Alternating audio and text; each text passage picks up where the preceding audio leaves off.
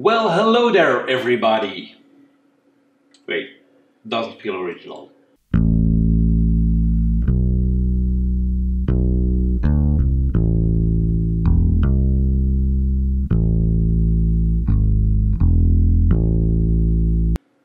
Hey there, everybody. Michiel here, and well, this feels more natural. As you might have noticed in the title, this week we're going to look closer at some of the bass lines Eminem uses in some of his songs. I'm going to go to 3 different songs. I ranked them all just a bit harder. They're not hard at all in my opinion, but it's just increasing steps of things to notice, things to do. And well, let's just go to the first song and see what it's all about, shall we? I was going to say follow me, but I remembered last week I'm not going to say follow me. We're all sitting here on our chairs, or if you're heading on the toilet, but let's just continue with this video. That's what I was supposed to say. The first song is The Way I Am. 2 simple bars, just a handful of notes, and it's all in the scale of A minor. We start with an open A, and we go to the B. Then we have a small, and riff is exaggerating for what it is. It's just a couple of notes that are in quick unison. So we have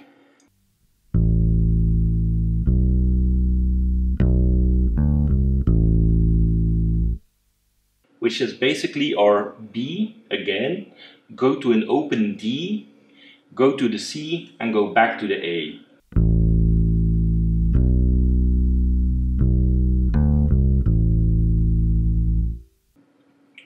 After that is an E to our C again,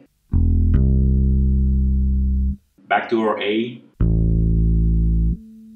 and we close with an A flat, an open E again, and back to our root note, the A.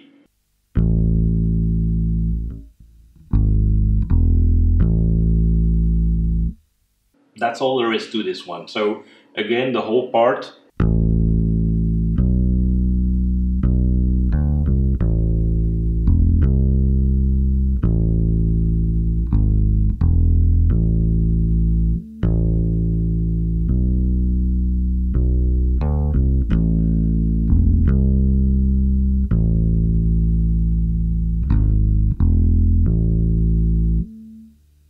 Now, if you're going to try and learn this one, what I would suggest is keep everything within one position. This one and the next one over as well, actually. You can play in one position, so try not to move your hand about around the fretboard, but really just go for the, you don't need it for the open string, so on the 2nd fret use your index finger, on the 3rd fret use your middle finger, and on the 4th fret use your ring finger.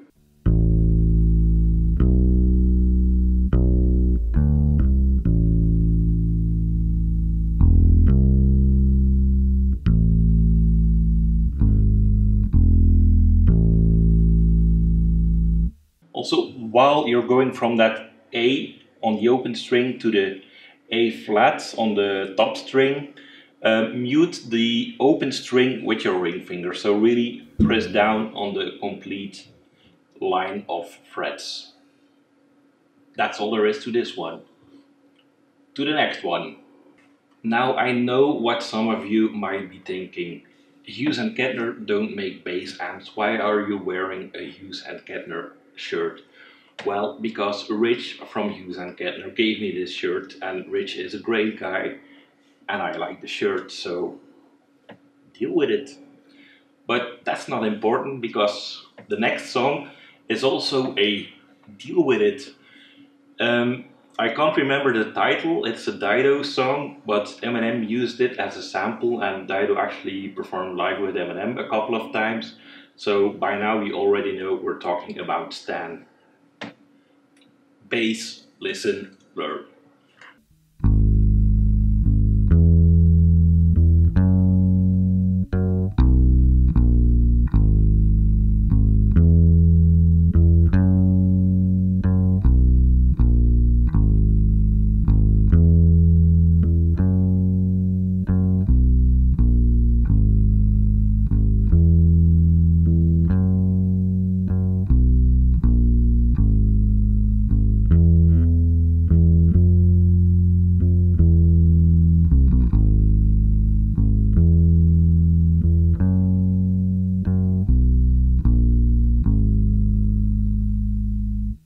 This one is in the key of G sharp minor. There's a small sidestep to a Dorian approach. I'll explain that one in detail when we reach it. But other than that, it's just all notes in our G sharp minor scale. First of all, our root note, the G sharp minor, well, the G sharp, and our key is minor.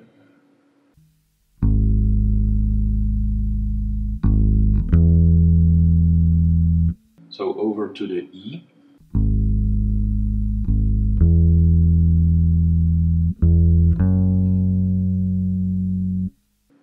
From the E we go over, and again, I can't stress it enough, use again the Henning technique. If you don't know by heart which note this is, well, you probably do know the top string, so just take the octave and you see, oh, voila, it's the F sharp. So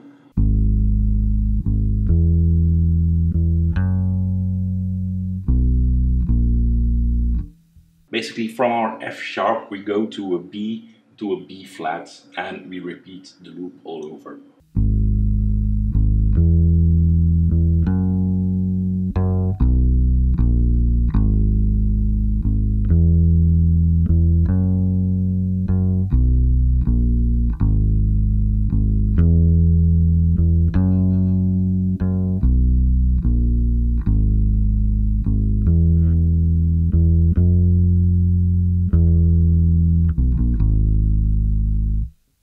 And that is where our Dorian scale comes in.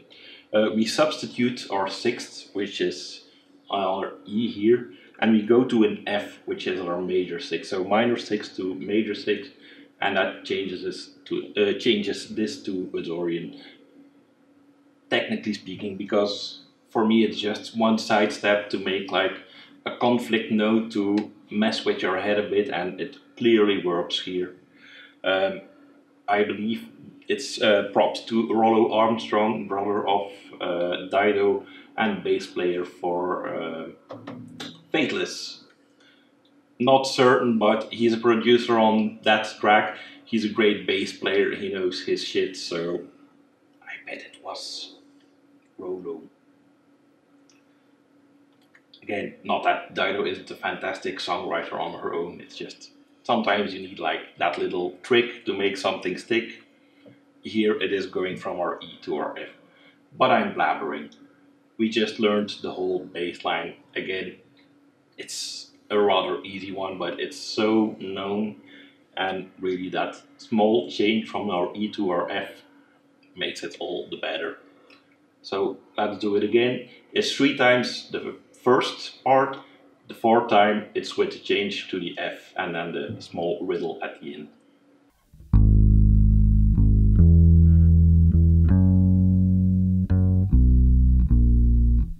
Actually, I'll stop here because I catch myself doing it. If you're going to play it in one position, you have to make a choice.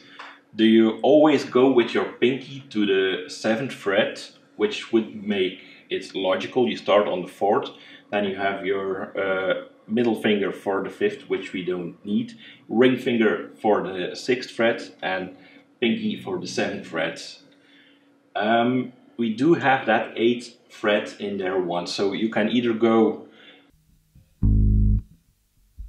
By now I should know not to talk and play at the same. So what I was going to say, either you go with your index and your ring finger to the 7, or you go for the first 3 parts, ring, index and pinky. I suggest, as long as it sounds right, you're good. Otherwise, yeah, just see what happens, see what's natural. But I would say try to use your pinky on the 7th, and then that one time use your that's rude. And then that one time use your ring finger and your pinky. So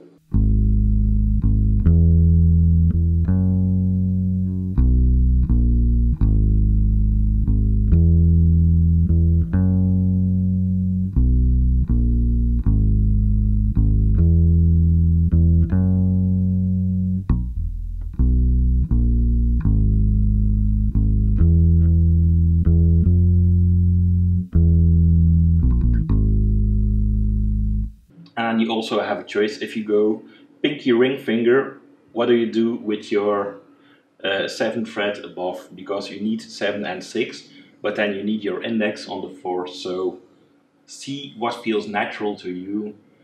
If it works, use it.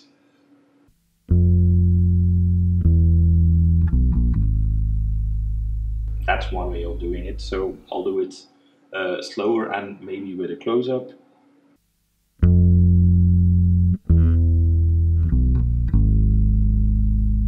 Basically what I do is pinky on the 8, ring on the 7, but with enough space to then turn in and use my my pinky again on the 7th, with my ring finger back on the 6th where it belongs, and the index on the 4. Also, I didn't touch upon it on the last example, but I will do it here. You can play ghost notes or you can avoid ghost notes. What's a ghost note? It's like the small intro or the small passing note to the other note. So if I would play it without, basically I would just have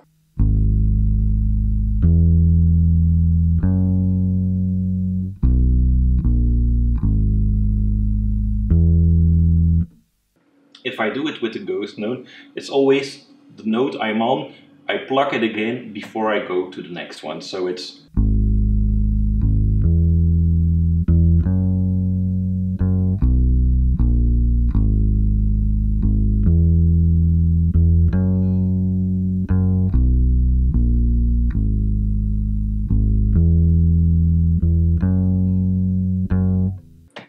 that's the general gist of it. In the song, they do use the ghost notes. If you can, do it because it sounds nicer, it makes it more melodic. If you can't, or you just want to have more of a variety in what you're playing, play it sometimes, don't play it sometimes, or wait, don't play it sometimes.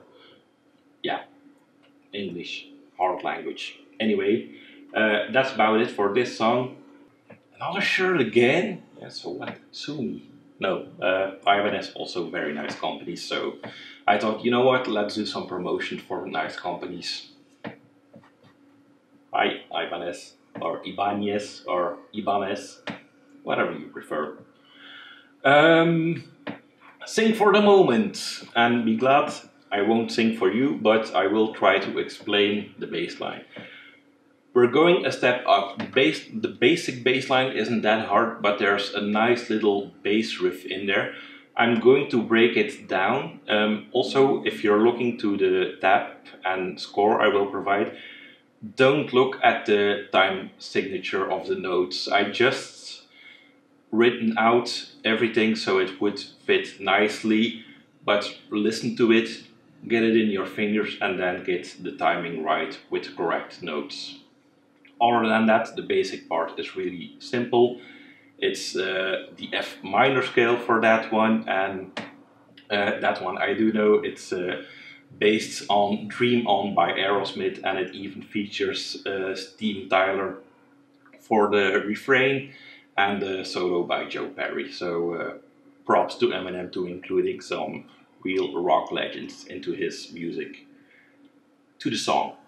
First note's quite easy. If you listen to the intro, it's a C and it's an F, so it's just.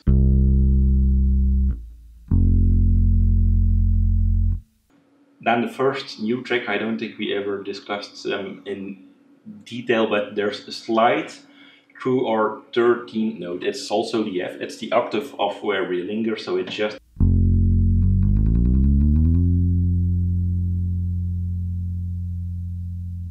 And from there we go to the actual bass riddle or bass riff, and it's based on the 15th fret, the 17th and the 18th on our G string.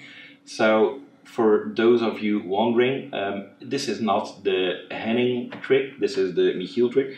If you don't know all the notes up here, well, just subtract 12. If we start on our 15, that only means it's our third here. So we're back to our C, we have our F, we have our G, and we have our G sharp.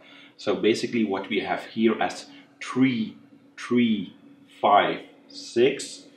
If we move all the way up on the 15, 15, 15, 15, 17, 18, it's also our C, our F, our G, and our G sharp. And what we do basically play is it's that 15, then we go to the F15 with a, the first time, that's a bit the tricky bit. First time it's 15 to 17 picking the notes, second time it's 15 to 17 with a hammer on, so the difference is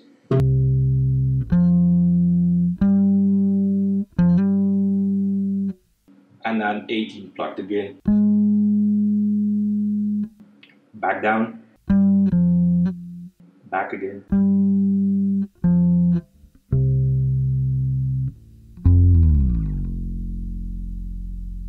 and the last bit in there is again our our F to our G with a hammer on,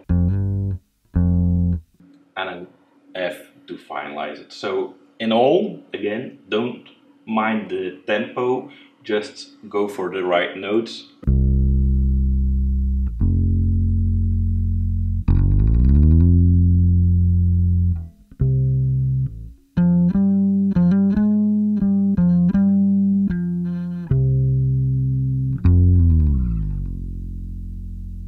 After that intro lick, which is quite nice and is something to brag about if you can play it nicer than me, which shouldn't be that hard, but I just wanted to show what the notes are. All doesn't matter. What does matter is the basic bass line. As I said, it's in the F minor scale and we start with the F.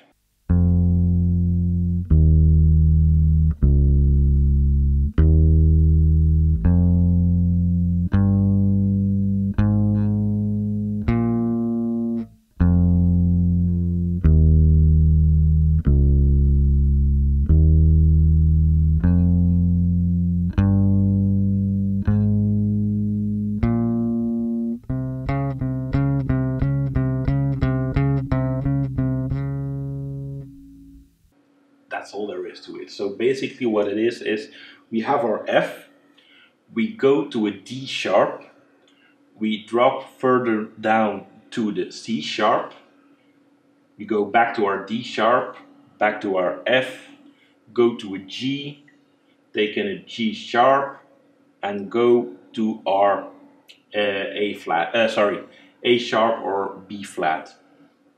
That's all the notes we need for the basic part. We play that a couple of times, so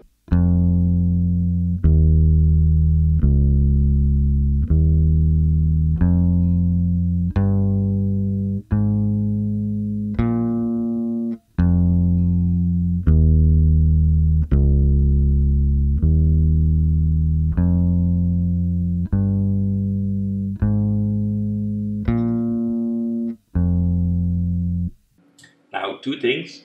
I already played it, but the last bit you play, it's here on our C. See how quickly I checked that? So it's C with a C sharp hammer on action, and you go.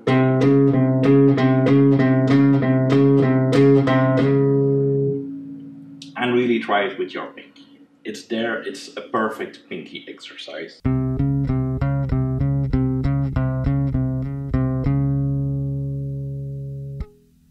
And the other thing is, again, play with the ghost notes. You can play it dry or you can play it with the notes.